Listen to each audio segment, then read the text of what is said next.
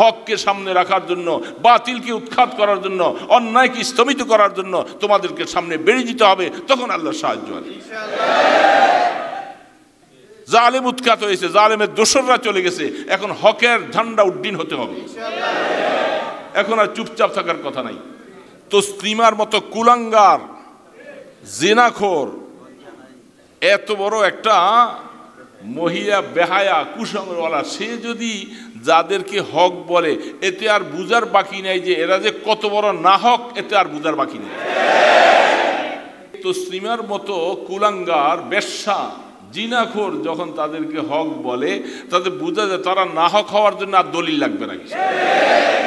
এখন দেখা যায় দ্বিতীয়বার আরেকটা স্বাধীন করার জন্য আরেকটা আন্দোলন করতে হবে।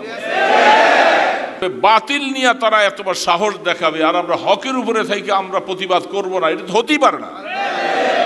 আল্লাহ রসুল বলছেন, তোমাদেরকে কিয়ামত পর্যন্ত জিহাদ করি ঈমান ধরে রাখতে হবে। 7টা ওয়ের মধ্যে প্রত্যেকে জায়নামাজ, তসবিহ নিয়ে, খাবার নিয়ে বসে যাব, আমাদের দাবি মানার আগ পর্যন্ত আমরা সেই ছাড়ব না। জমিন থেকে এই ভালো অরিজিনাল দাওয়াতটা বন্ধ হয়ে যাক, আর সন্ত্রাসী কায়দার তবলিগ চলুক, এটাই চান আপনারা। সেই সন্ত্রাসীদের কি প্রশ্রয় দিচ্ছে? তারা যখন বুঝতে পারতেছে না হক কোনটা আর না হক কোনটা, এত শত শত সাংবাদিকগুলি সামনে, তাদের কি সাংবাদিকতা আমার মাঝে মধ্যে প্রশ্ন হয়। তারা এখনো হক আর না হকটা বুঝতে চেষ্টা করে না। তারাও তবলিগ করে, আপনারাও তবলিগ করেন, অসুবিধা কি? আপনারা কেন মিলতে পারেন না? এখনো সেই প্রশ্নগুলি আমাদেরকে করে। তো আমাদের উপদেষ্টা মণ্ডলী যারা আছে, ওনারা যেন এটা বুঝতেই পারে না এখনো হক আর বাতিলের দ্বন্দ্ব, এখানে তবলিগে দ্বন্দ্ব না। এই রাষ্ট্র, আমাদের তথাকথিত কিছু বুদ্ধিজীবী, এরা সবসময় বাতিলের পক্ষে কাজ করে, এরা হককে দাবাইয়া রাখার জন্য চেষ্টা করে। হকওয়ালাদেরকে এটা বুঝতে হবে যে আমরা আমাদের হকের দাবি অবশ্যই আদায় করে ছাড়বো ইনশাআল্লাহ। আমাদের সমাজের মধ্যে সাদের ফিতনা নিয়া যেই পরিস্থিতিতে আমরা পৌঁছেছি, এটা একমাত্র তার জাহালাতের কারণে। সে আলেম নামের কলঙ্ক। কারণ ইলিম হাসিল করতে হবে। এই রবিয়া বিন ইবনে রায়ের মতো এত বড় বড় মুহাক্কিক যারা, যাদের দরসের মধ্যে জামানার বড় বড় আলেমরা ছাত্র হয়েছে, তারা ইলিম শিখেছে, সেই দরসে বসে বসে যারা ইলিম হাসিল করেছে, তারা হলো ইলিমওয়ালা, তাদের থেকে উম্মত ফায়দা পাবে। এখন এই সাদ মিয়ার মতো এলিম হাসিল করে না, মাদ্রাসার বারান্দায় গেছে, কোনো রকম কোনোদিন সবকে বসে নাই। তার ওস্তাদেরা বলে সে সাইকেল নিয়ে গেল, সারাদিন টোটো করে ঘুরছে, বড় মানুষের ছেলের উপরে, নামের উপরে কোনো রকম করে এগুলো পার হয়ে গেছে। যার কারণে সে ইলিমের মধ্যে গভীরতা অর্জন করে নাই, নিজের মন গড়া মতো কিছু ইলিমকে তালাশ করেছে, আর সেগুলি গ্রহণ করে ফাদাল্লাহ ওয়াদাল্লাহ, সে নিজেও গোমরা, মানুষকে গোমরা বানাইছে। তার গোমরাহিয়তটা প্রকাশ করেছে তার ওস্তাদেরা, তার আলেমেরা। যেমনটা দেখেন হযরত রবিয়ার রহমতুল্লাহ আলাইহি শাগরিদ ইমাম মালিক রহমতুল্লাহ আলাইহির মতো মানুষ, তাহলে ছাত্র ওস্তাদের মধ্যে মুনাসেবাত কি হালাত? তুমি সাদ, তোমার ওস্তাদেরা তোমাকে গোমরা বলতেছে, পথভ্রষ্ট বলতেছে, তাহলে তোমার এলিমের কি দৌড় আছে? তোমার ক্ষমতা কোথায়? তোমার এলিমের যোগ্যতা কোথায়?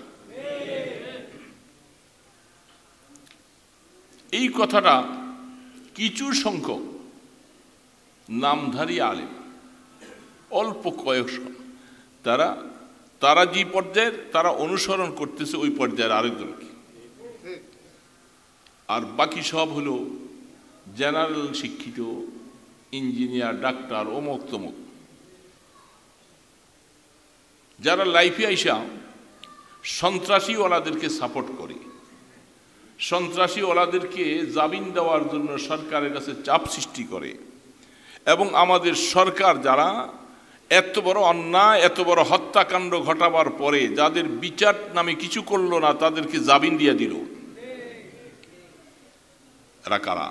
এরা সব কিছু হলো জাহেল। ইলমের বিপরীতে তারা জোহালা, জাহেলদের সমাগম এই সমাজের মধ্যে বেশি হয়েছে এবং জাহেলরা এই সমাজের মধ্যে বিভিন্ন আসনে উপবিষ্ট হয়ে আছে।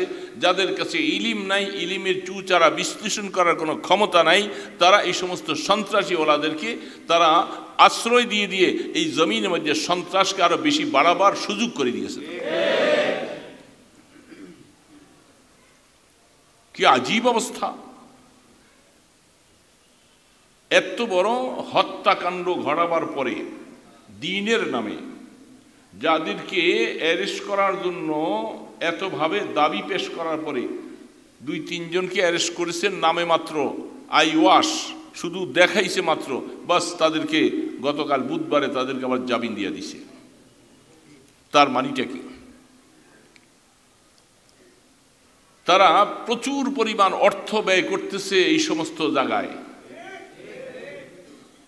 অর্থ ব্যয় করে করে তারা তাদেরকে জামিন দিয়েছে, সমাজের মধ্যে মূর্খতাকে প্রতিষ্ঠিত করতে শুরু করেছে।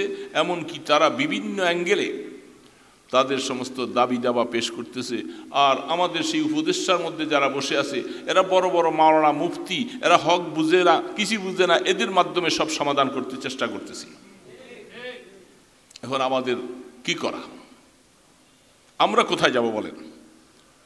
সারা দেশে সমস্ত ওলামায়ে হাক্কানি রব্বানি দারুল দেওবন্দ থেকে নিয়ে সারা বিশ্বের সমস্ত বড় বড় ওলামায়ে কেরামদের একমত, সাদ গোমরা হয়ে গেছে। সাদ গোমরা হয়ে গেছে, তার অনুসরণ করা যাবে না। যেখানে তারা ফতুয়া ছেড়ে দিল যে সাদকে আমির না মানলে তাকে হত্যা করা ওয়াজিব, যেখানে বলতেছে, সেই কাজগুলি করতে শুরু করলো। তারা আমাদের উপদেষ্টারা যারা আছে তারা একটু চিন্তাও করলো না যে এত বড় অঘটন যেখানে ঘটাইল, এই লোকগুলাকে আমরা উপযুক্ত শাস্তির আওতায় নিয়ে আসি, জীবনে যেন ফার্দার এই ধরনের অপকর্ম করতে না পারে। তা না করে কি হলো? গত বুধবারে আমরা সাংবাদিক সম্মেলন করলাম কাকরাইয়ে বসে। সেখানে বসে আমরা আলটিমেটাম দিয়েছি যে এই ধরনের সন্ত্রাসী কর্মকাণ্ডকে আপনারা অতি তাড়াতাড়ি তাদেরকে বিচারের আওতায় আনেন। বলেন তো, আমরা কি এটা অযৌক্তিক দাবি করছি? আপনারা বলেন, এখানে যারা আছেন বলেন তো, দাবিটা কি আমাদের অযৌক্তিক? সমাজের মধ্যে বিচার কার্যক্রম যদি প্রতিষ্ঠা না হয় তো সমাজের জুলুম নির্যাতন বেড়ে যাবে। এইভাবে যদি অন্যায়কারীকে ছাড় দিয়ে দেওয়া হয়, তাদের দৌরাত্ম্য বেড়ে যাবে, তারা আবার অন্যায় করতে সক্ষম হবে। তাহলে সমাজের মধ্যে নিরীহ মানুষ তারা কি করে বেঁচে থাকবে? তাহলে কিভাবে তোমরা তাদেরকে ছাড় দিলা? তাহলে তাদের সাহস বাড়াই দিলে না, তারা আবার আরেকটা অঘটন ঘটাবে।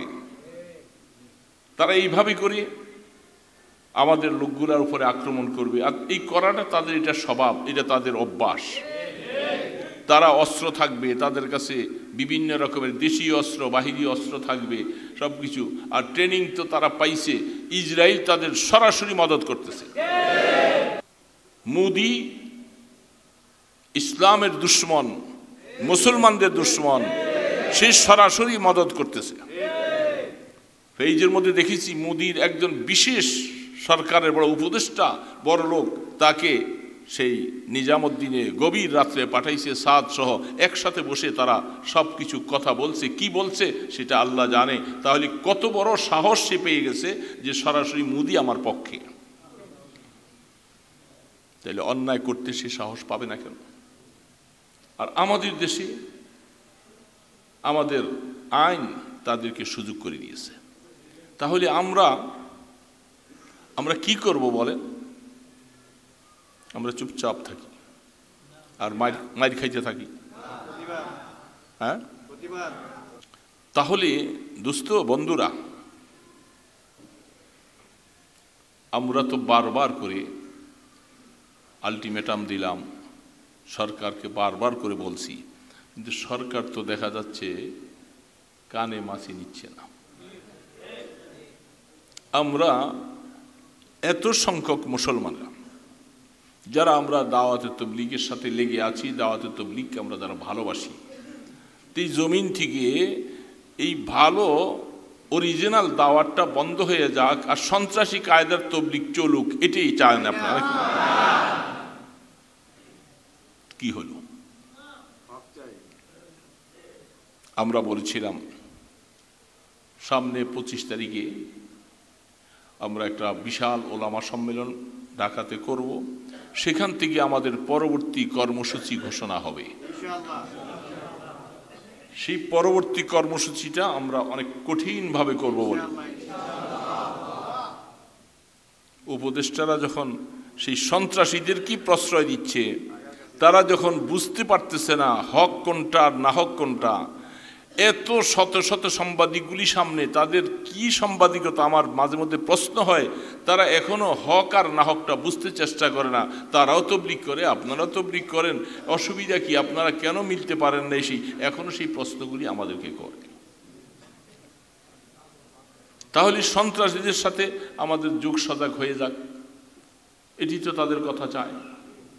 হক আর না হক এটা যদি নাই থাকবে, তাহলে আল্লাহ পাক দুনিয়া বানাইবার সময় হক আর না হক দুইটা বানাইছে, এবং প্রত্যেকটা জিনিসকে আল্লাহ পাক জোড়া জোড়া রাখছে। কোরআন শরীফ বলতেছেন, ইন্না খালাকনা কুল্লা শাইইন যাওজাইন, আমি প্রত্যেকটা জিনিসকে জোড়া বানাইছি। নারী পুরুষ, সুন্দর কালো, সত্য মিথ্যা, আগুন পানি, আসমান জমিন, হক বাতিল, এগুলি সব কিছু আল্লাহ জোড়া বানাইছে। তাহলে বোঝা যাচ্ছে যেখানে বাতিল আছে সেখানে হকও থাকবে, আর যেখানে হক আছে সেখানে বাতিল থাকবে। তাহলে আমরা কি আমাদেরকে হক মনে করি? আমরা কি আমাদেরকে হক মনে করি? বলেন সবাই, আমরা আমাদেরকে হক মনে করি তো সবাই? তাহলে আমরা হক যদি হই, তারা কি? এটা কি আমরা গলার জোরে বলতেছি না, তারা বাস্তবিক নাহক? এখন তাহলে নাহক ওয়ালারা সেই দিন তারা যদি, এখন সরকার চায় বারবার করে সংঘাতই হোক, কারণ যদি তারা কাকরাইলকে সাময়িক সময়ের জন্য তাদেরকে বন্ধ করে দিয়েছে, তারা পায়তারা করতেছে আবার কাকরাইলে যাবে। তারা বিভিন্ন মসজিদের মধ্যে দাঁড়ায় দাঁড়ায়া তারা 6 কাজের ওয়াজ করে। কি বলেন?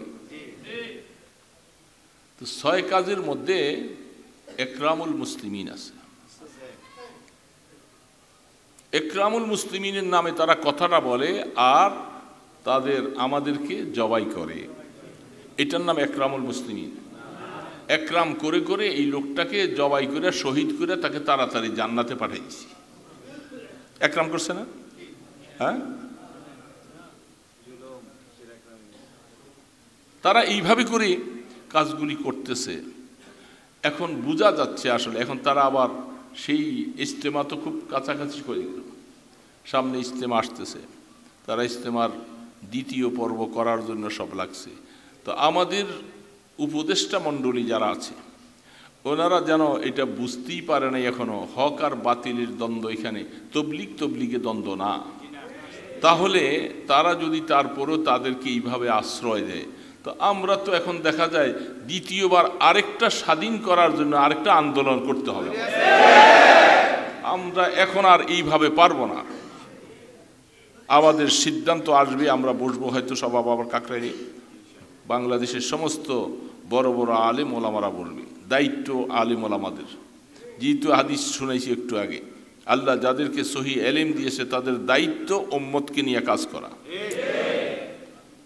উম্মত যারা আছে, যারা আমরা এলিম শিখি নেই, তারা আলেমদের সাথে শরণাপন্ন হয়ে কাজ করবে। এটা আল্লাহর কথা, আল্লাহ রসুলের কথা, তথা সমস্ত মুহাদ্দিস মুফতিদের কথা। তাদেরকে সাথে নিয়ে কাজ করব। এখন কাজ করতে যাইয়া আমরা ঢাকাতে আবারও বসবো। সম্ভবত একটা কঠিন পদক্ষেপ আসবে, তা না হলে আমরা আমাদের দাবি মানাইতে পারবো না। ঢাকা ঢুকার 7টা ওয়াই আছে, 7টা ওয়ের মধ্যে প্রত্যেকে জায়নামাজ তসবিহ নিয়ে খাবার নিয়ে বসে যাব, আমাদের দাবি মানার আগ পর্যন্ত আমরা সেই ছাড়ব না। সেই অবস্থা আসবে ইনশাআল্লাহ। আমরা 25 তারিখে সেই আলটিমেট আমরা দিব। বোঝা যাচ্ছে যে তারা মোদিকে ভয় করে, তারা ইসরায়েলকে ভয় করে, কারণ এদের বন্ধু তো এরা। তো এদের সাথে একটু কঠিন করলে বন্ধুরা নারাজ হয়ে যাবে। আরে গতকাল একটা পেজে দেখলাম তসলিমা নাসরিন, বুঝছেন না? হে বলছে বাংলাদেশে হক জমা 3টা। একটা হলো সাদের দল, 2 নম্বর হলো দেওয়ানবাগি, 3 নম্বর হলো হিজবুত তাওহীদ। তসলিমা নাসরিন বলছে এরা হলো বাংলাদেশের মধ্যে হক জমাত। বুঝছেন না কারবারটা? তসলিমার মতো কুলাঙ্গার, জিনাখোর, এত বড় একটা মহিলা বেহায়া কুসংস্কারওয়ালা, সে যদি যাদেরকে হক বলে, এতে আর বুঝার বাকি নাই যে এরা যে কত বড় না হক, এতে আর বুঝার বাকি নেই। আসল না হকটা উন্মোচন হয়েছে। হ্যাঁ, কি গবেষণাটা করে দেখছেন? 3টা বাতিল দলকে এসে বলতেছে এটা হলো হক দল। তসলিমা নাসরিনের গলাবাজিতে এটা ভালো হয়েছে। যাদেরকে তসলিমার মতো কুলাঙ্গার, বেশ্যা, জিনাখোর যখন তাদেরকে হক বলে, তাদের বোঝা যায় তারা না হক হওয়ার জন্য আর দলিল লাগবে না।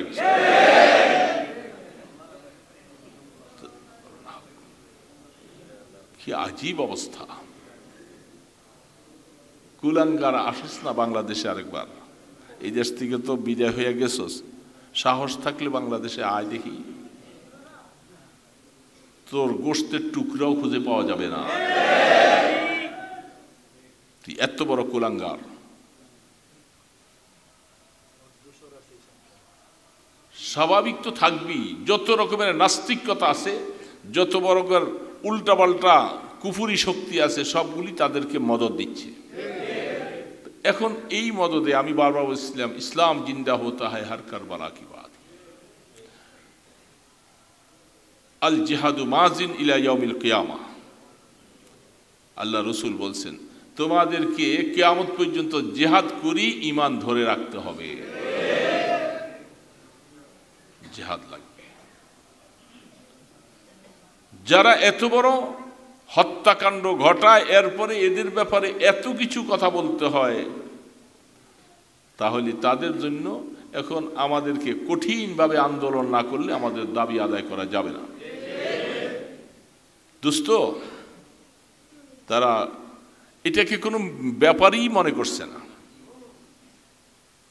তারা এখানে নারায়ণগঞ্জে, আমাদের নারায়ণগঞ্জের কতগুলি আছে যারা সেদিন বিশাল বাহিনী লইয়া গেছিল হত্যার দিনে। এখান থেকে তারা ট্রাক বোঝাই করে বিভিন্ন জায়গার থেকে তারা এই সন্ত্রাসী কায়দা মতো এরা সবগুলি সেদিন গিয়েছিল সেখানে। এরা নারায়ণগঞ্জের বড় বড় পয়সাওয়ালা হোতা, এরা অর্থ দিয়ে এখন তাদের নামে আলাদা একটা মার্কাজ বানাবার জন্য ওই হাজীগঞ্জের পাশে তারা জায়গা কিনতেছে, সেখানে মার্কাজ বানাবে। আর আজকা নূর মসজিদে তারা জোরের ঘোষণা দিছে বিকাল আসর থেকে নিয়ে এসা পর্যন্ত। আপনারা কি করবেন? আমি আপনাদেরকে জিজ্ঞাসা করতে চাই, কি করবেন আপনারা? নূর মসজিদে আমাদেরও জোর করব ইনশাআল্লাহ। রাজি আছেন সবাই?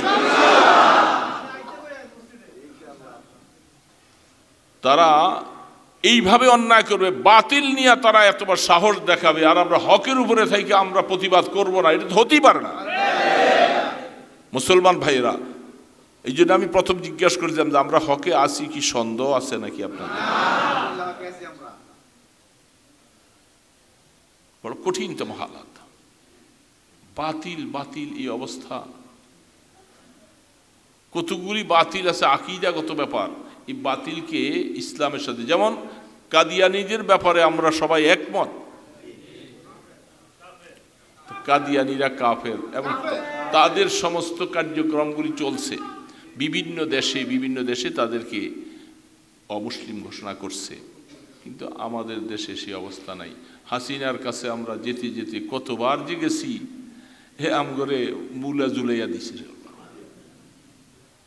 গেলেই কয় যে হ হ হ দেখো কাদিয়ানীদেরকে অমুসলমান। আমরা তো বলছিলাম যে তাদের অমুসলমান ঘোষণা করতে আপত্তিটা কোথায়? তাদেরকে আমরা এই দেশ থেকে উৎখাত করতে বলছি? তাদের ব্যবসা বাণিজ্য নিষেধ বলছি?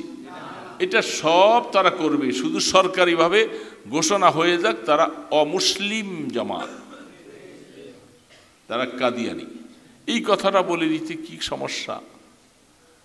তার মানে এই কথাটা পরিষ্কার হয়ে গেলে সমাজের সকল মানুষ পরিষ্কার বুঝে ফেলবে যে একটা ভিন্ন একটা ফেরকা দল, তারা মুসলিমদের কোনো দল না। তাহলে সরল মনা মুসলমানদেরকে ঈমান হারা করার যে সুযোগটা তারা পাইতো সেটা পাবে না। কি সুন্দর জামাত নিয়ে তারা দাবি নিয়ে তারা সামনে পেশ করে আমরা এই কার্যক্রম করব, সেই আমাদের রসুলকে নবী মানে, এই মানে সে মানে, আর নিয়ে তারা কাদিয়ানি বানাচ্ছে। এই জন্য ঠিক তারা যেভাবে করে ভ্রান্ত আকীদা নিয়ে সমাজের মধ্যে আছে, এবং বিশেষ করে উত্তরবঙ্গে কত বড় ইজতিমা হয়েছিল, সেখানে আমাদের অনেক ভাইদেরকে তারা আহত করেছেন, শহীদ হয়েছে এবং অনেকে জেলে দিয়েছে। তার মানিতে হলো আমাদের এই সমাজ, এই রাষ্ট্র, আমাদের তথাকথিত কিছু বুদ্ধিজীবী এরা সবসময় বাতিলের পক্ষে কাজ করে, এরা হককে দাবাইয়া রাখার জন্য চেষ্টা করে। হকওয়ালাদেরকে এটা বুঝতে হবে যে আমরা আমাদের হকের দাবি অবশ্যই আদায় করে ছাড়বো ইনশাআল্লাহ। আল্লাহ সুবহানাহু তাআলা যদি এইভাবে মানুষকে সরাসরি করতেন, আল্লাহ পাক ডাইরেক্ট সরাসরি ফেরেশতা নামাই দিতেন, কিন্তু ডাইরেক্ট তো আল্লাহ ফেরেশতা নামান নাই। আগে সাহাবাদেরকে রসুলকে ময়দানে নিছেন, ময়দানে নিয়া তখন আল্লাহ পাক ফেরেশতা বানাইছে। তাহলে মাঝখানে বোঝা যাচ্ছে যে আমাদের কোরবানিটা লাগবে, তখন আল্লাহ সাহায্য আসবে। আর আমরা কোরবানি দিব না, কাল হ হ হ হ করবো, হুজুর আমনে যান আমনে যান আমনে যান, আসতেছি, এটা না। আমি অনেক আগে বলছিলাম, অনেক সময় মুসলমানদেরকে আন্দোলনমুখী হওয়াই লাগবে। মুসলমানের আন্দোলন ছাড়া, এটা আল্লাহ রসুল জেহাদের রাস্তা দেখাই গেছেন, কোরআন দেখাই গেছেন। বাতিলের মোকাবেলায় প্রথম বুঝানো হবে, না বুঝলে তাদের সাথে অস্ত্রের মোকাবেলা হবে। এটা কি আল্লাহ রসুল শিখাই দিয়ে যান নাই? আল্লাহ পাক কোরআনে বলেন নাই? তাহলে আমরা কি বলতেছি? আমরা শুধু বসে বসে তসবিহ পড়বো, জেহাদও একটা তসবিহ, বাতিলের মোকাবেলা করা এটাও তসবিহ। আপনারা বুঝেন নাই এতদিন, অনেক আগের থেকে বুঝেন নাই, বুঝছেন অনেক পরে। রাগ করেন না আপনারা। অনেক সময় আমরা বিভিন্ন আন্দোলনে, বাতিলের আন্দোলন যখন হচ্ছে, আমাদের ভাইরা এখানে বসে বসে তালিম করছে আমার চোখের সামনে। আমি 40 বছর ধরে দেখি না অবস্থা। আমি তখন বলতাম যে ভাই আপনারা তালিম রাখেন এখানে, আজকের এই তালিম এটি বড় তালিম, আসেন বাতিলের মোকাবেলা করবো, অন্যায়। অনেক ভাইয়েরা অনেক পরে গেছে, তাদের এটা বুঝে আসছে পরে। আগে বারবার বলতো তবলিগ মানে হইলো আমরা সবর করব, আস্তে আস্তে বুঝাবো। আমরা এর বিপরীত, নেহি আনিল মুনকারের ব্যাপারে আসলেই ওনারা চুপ থাকছে। আমরা আমরু বিল মারুফ করব, কিন্তু কোরআন যে দুইটা পাশাপাশি, আমরু বিল মারুফ নেহি আনিল মুনকার, যেখানে আল্লাহ রসুল বলতেছেন মান রা মিনকুম মুনকারান ফালিয়ুগাইয়িরহু বিয়াদি, শব্দটা প্রথম আসছে। অন্যায় দেখবা, নাফরমানি দেখবা, গুনার কাজ দেখবা, তখন তাকে তুমি হাত দিয়া প্রতিহত করার চেষ্টা করবা। এটাকে আগে সিরিয়ালে রাখছেন রসুল। তার মানে ইমানি তেজ বাড়াইতে হবে মুসলমানদেরকে। ওই বদর, হুনাইন, ওহুদ, আহজাব, বিভিন্ন যুদ্ধগুলার কথা সামনে আনতে হবে। আমাদের অনেক সময় বুঝে আসে না। একজন মুরব্বী বলতেছে, হুজুর বলে রসুল 13 বছর পর্যন্ত মাইর খাইছে। আমাদেরকে এই ওয়াজ আপনারা বহুত শুনাইছেন। আল্লাহ রসুল 13 বছর মাইর খাইছে, একবারও প্রতিবাদ করে নাই। আর বাকি 10 বছরে যাইয়া জিহাদ করেছেন। তো বললাম যে তাহলে এখনো আমাদের 13 বছর হয় নাই। হ্যাঁ, আমরা মায়ের খাইছি, 3 জন গেছে, ওই সময় একজন গেছে, 4 জন শহীদ হয়েছে, আর আমাদের অনেক শত শত ভাইয়েরা আহত হইয়া পঙ্গু হইয়া আছে। আমরা 13 বছর মায়ের খাইছি, 13 বছর পুরে নাই, তো আরো কিছুদিন মায়ের খাইতে থাকি, তারপরে আমাদের 13 বছর পুরবে। কি এটাই ওয়াজ? 13 বছর পুরাইতে থাকেন, কি আজীব কথা। এখনো 13 বছরের কথা দিয়ে বসে রয়েছে। সেই পরিবেশ আর এখনকার পরিবেশ কি এক? আল্লাহর পয়গম্বর যে সময় 13 বছর পর্যন্ত সবর করেছেন, আল্লাহ পাকের তরফ থেকেই আল্লাহ রসুলকে মোকাবেলা করতে আল্লাহ নিষেধ করছেন।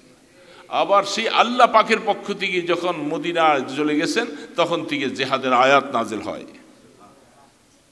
আগে সক্ষমতা তৈরি করেন, ক্ষমতা অর্জন করেন, করে তারপরে দেয়া আপনার কিছু সংখ্যক নিয়ে একটা আবাসন তৈরি করেন। মদিনাকে যখন এখানে রাষ্ট্রীয় ঘোষণা হলো, ইসলামী রাষ্ট্র হওয়ার পরে সেখানে মজবুত হলো।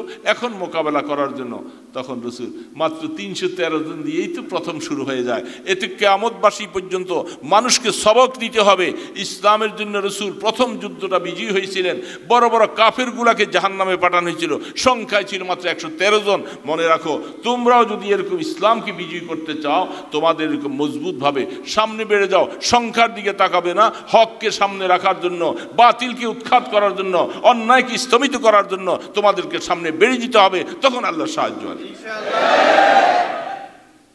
তারা কাল কাজ করতেই থাকবে, মারতেই থাকবে, আর আপনারা বলবেন এখন 13 বছর হয় নাই। এই ধারণা পাল্টাতে হবে, পাল্টাতে হবে। ওয়াজাহিদু ফিল্লাহি হাক্কা জিহাদি, আল্লাহর দ্বীনের জন্য তোমাকে পরিপূর্ণভাবে তোমাকে নড়তে হবে। এখন আর সেই পরিবেশ নেই আমাদের। বিশেষ করে বাংলাদেশের এখন যে পরিবেশ আল্লাহ পাক দান করেছেন, এইটাকে যদি গনিমত মনে করে আমরা সামনে না বাড়তে পারি, তাহলে আর পারবো কবে? হ্যাঁ,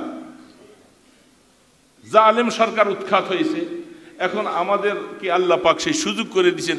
এখনো আমরা, এই কথা আমি কাকরাইল কয়েকবার বলছিলাম পরামর্শে, এখন তো আর বসে থাকার কোনো উপায় নেই। জালেম উৎখাত হয়েছে, জালেমের দোসররা চলে গেছে, এখন হকের ঝান্ডা উড্ডীন হতে হবে। এখন আর চুপচাপ থাকার কথা নাই। এই জন্য ভাইরা আমার কথায় আপনারা হয়তো অনেকে একমত হন নাই, আমি বুঝতেছি, চেহারা দেখতেছি।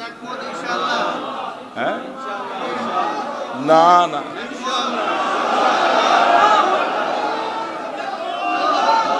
আল্লাহ পাক কবুল করেন, আল্লাহ পাক কবুল করেন।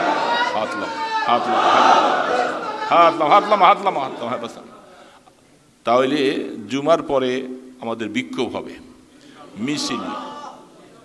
জুমার পরে আমরা একটু সামান্য রৌদ্র লাগে, এখন তো শীতের দিন রৌদ্র তো মজা। একটু রৌদ্রে করে কি, সব আইল্যান্ডে দাঁড়িয়ে থাকে, রৌদ্রে যায় না। ডাকতে থাকলে হুজুর আমি আসি একটু পাশে, হ্যাঁ আমি একটু পাশে আসি, এই রাস্তায় যায় না। আর সব করে কি, একখানে ভিড় জমাইয়া থাকে। আর অন্যরা দেখেন ট্রেনিং প্রাপ্তওয়ালারা একটু সরাই সুরাইয়া থাকে সুন্দর। আমাকে সব দিয়ে একজনের উপরে 3 জন ধাক্কা খাইয়ে পড়ে। ওই আন্দোলন শিখে নেই, যে বুঝে নাই। আর সবগুলি আইল্যান্ডের মধ্যে দাঁড়াইয়া থাকে। ও রোদ্রে আমার ওই ভাই যাক, আর আমি আরামে বসে থাকি। কি এটা জেহাদের কথা? তো সব ফাজাইলের মধ্যে তো কথা ওগুলি আসে। জাকারিয়া রহমতুল্লাহ লিখছেন, আমার ওই ভাই পানি চাইছে, ওই ভাই পানি চাইছে, ওই ভাই পানি চাইছে। পানি জায়গা পানি থাকলো, ওই আর পানি খাইয়া যেতে পারলো না। ইসার কোরবানি কিভাবে করছেন? তা আমার ওই ভাই রোদ্রে থাকুক, আমি কাল ছায়ায় থাকি আরাম। হ্যাঁ, এই জন্য জুমার পরে ইনশাআল্লাহ থাকবো। তো কারো বিবাহ শাদী দাওয়াত আসছে, হয়তো খানাটা ঠান্ডা হয়ে যাবে, এই জন্য বেশি সময়ও লাগবে না আপনার, ওই খানা ঠান্ডা হবে না ইনশাআল্লাহ, আপনি যে খাইতে পারবেন। আমরা তো এখানে একটু বিক্ষোভ করবো। আর আমাদের ওই দাবিটা যে আজকা নূর মসজিদে, আজকা বাইতুল মোকাররমে, সেখানে অনেক বড় সমাগম হবে, সেখানে বিক্ষোভ হবে। তো আমরা সেখানে যাওয়ার কথা ছিল, পরে বললাম যে আমাদের জেলা ভিত্তিক আমরা এখানেই করব। আজকে দাওয়াত ছিল 64টা জেলায় একসাথে বিক্ষোভ হওয়া। তো সেই হিসাবে আমরা করব, বাইতুল মোকাররমে যারা ওলামায়ে কেরাম আছেন সবাইকে নিয়ে কাজ করবে। তো আমরা ইনশাআল্লাহ, আমি এই কথাটা বারবার বলছি, এখনও যদি আপনি সামান্য দুর্বল থাকেন যে আমরা আসলে হকে নাই, আর হকে থাকলেও হুজুর আমরা মাইর খাইছি কি আর হবে, এই অবস্থায় যদি থাকেন তাহলে ইনশাআল্লাহ মাইর খাইতে থাকেন, আমরাও চুপচাপ বসে থাকি, বাবা আমাকে দরকার নেই। আর এইটাই আমার শেষ কথা। তাহলে ইনশাআল্লাহ নামাজের পরে থাকবো তো ইনশাআল্লাহ। আল্লাহ সুবহানাহু ওয়া তাআলা আমাদেরকে মওত পর্যন্ত হকের সাথে কাজ করার তৌফিক দান করেন। এই নাহককে যেন আল্লাহ পাক তাদেরকে পরাভূত করে দেয়, তাদেরকে যেন আল্লাহ এই সমাজ থেকে উৎখাত করে দেয়, তাদের সমস্ত ষড়যন্ত্রগুলোকে আল্লাহ যেন নস্যাৎ করে দেয়। ওয়া মা আলাইনা ইল্লাল